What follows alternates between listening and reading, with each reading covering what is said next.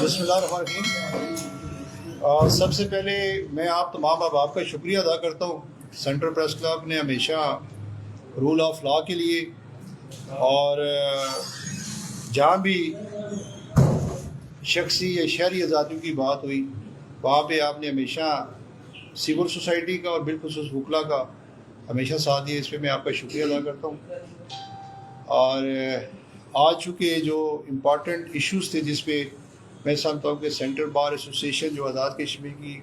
سب سے بڑی bar association اور نمائندہ بار ایسوسیشن ہے، اس کے پریزیڈنٹ اور اس کی بار انتظامیہ کی طرف سے آج ہم آپ کے پاس حاضر ہوئے ہیں۔ اس سے پہلے ہم نے ایک آگامی اجلاس کیا سینٹرل بار ایسوسیشن میں، آج 10 بجے دن ہمارا اجلاس تھا جو تقریباً 11:30 پونے 12 بجے ختم ہوا، اور اس میں متفقہ طور پہ قرارداد بھی ہم نے پاس کروائی۔ اور بنیادی بات یہ تھی کہ ایک خاصے عرصے سے ایک سازش کے تحت آزاد کشمیر جوڈیشری پر مختلف طرف سے، چاہے وہ سیاستدان ہوں اور کچھ ایلیمنٹس ایسے ہیں جن کو سوشل میڈیا کے ذریعے آزاد کشمیر عدلیہ کی تزلیل کی جاتی رہی ہے۔ بالخصوص حالیہ اس مہینے سے قبل بھی آزاد کشمیر کے سابق وزیر اعظم تنویر الیاس کی جانب سے جب جوڈیشری پر مختلف پبلک پلیسز میں اجتماعات میں ان پر اٹیک کیا گیا،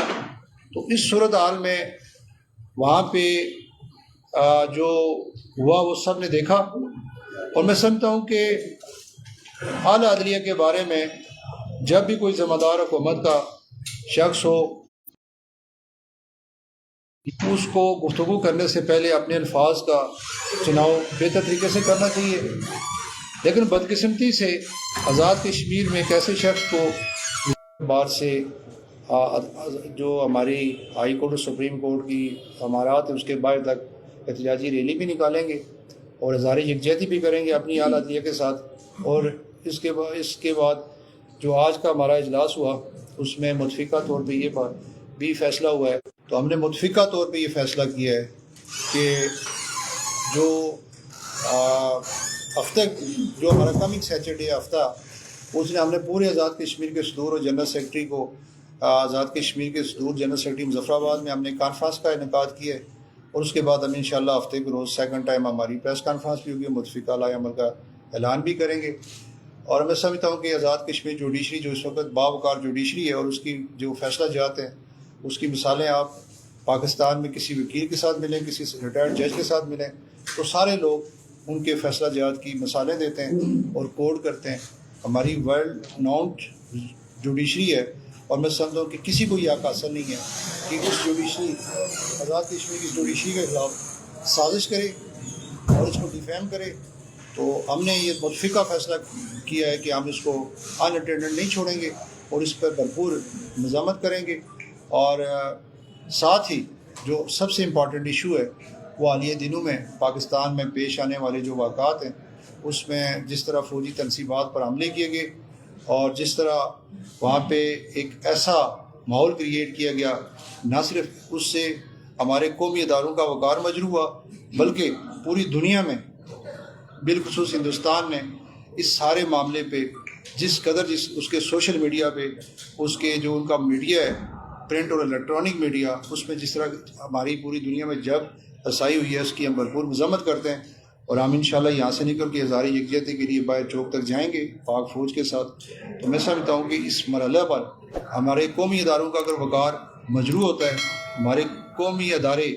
بے توقیر ہوتے ہیں، تو میں سمجھتا ہوں کہ ہمارے ملک پاکستان کی سالمیت بھی خطرے میں پڑ سکتی ہے۔ تو تمام احباب کا بہت شکریہ۔ تو اگر کوئی سوال ہے تو انشاءاللہ جواب۔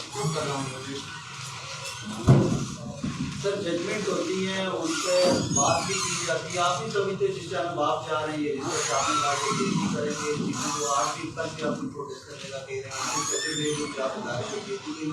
سے حالات پاکستان میں اسی طرف کہیں گے یہ حالات کیس عدالت میں چل رہے ہیں اس کو فیصلہ ہونا نہیں، ہم تو یہ نہیں کہتے فیصلہ نہ ہو، لیکن ایک شخص کو جس کو عدالت نے سزا دی اب وہ اس عدالتی جو ججمنٹ ہے اس پہ تو وہ بات کر سکتے ہیں، لیکن وہ کسی شخص کو، کسی جج کو یہ تو نہیں کہہ سکتا کہ وہ ذہنی مریض ہے، یا وہ یہ تو نہیں کہہ سکتا کہ وہ کسی کرپشن میں ملوث ہے۔ اگر اس کے پاس ثبوت ہیں،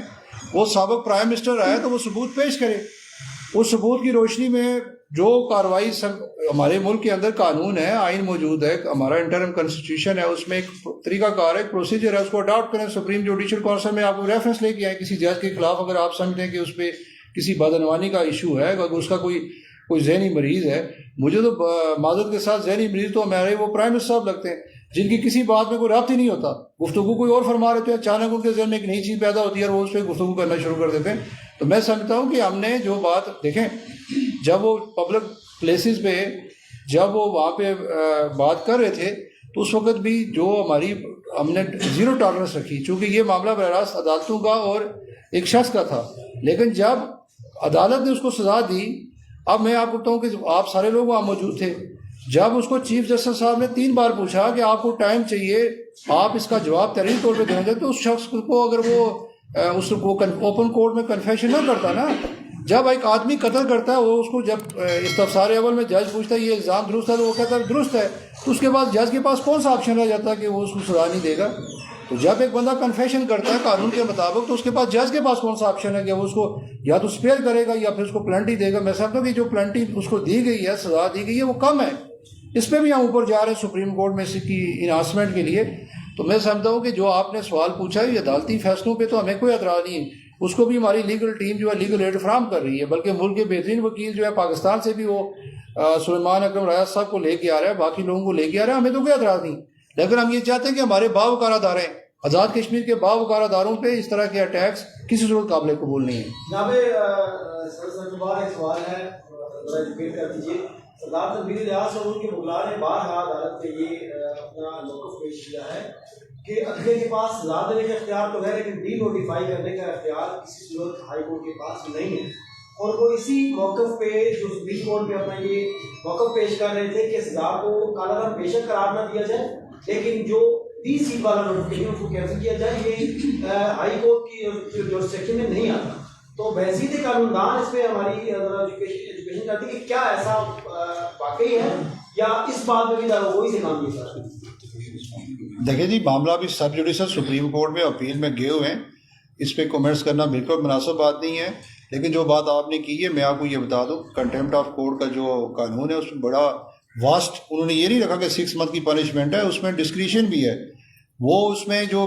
پنشمنٹ اس کو ملی ہے، میں سمجھتا ہوں کہ میں نے پہلے آپ سے یہ گزارش کی کم ملی ہے، اس کو انہانس ہونا چاہیے،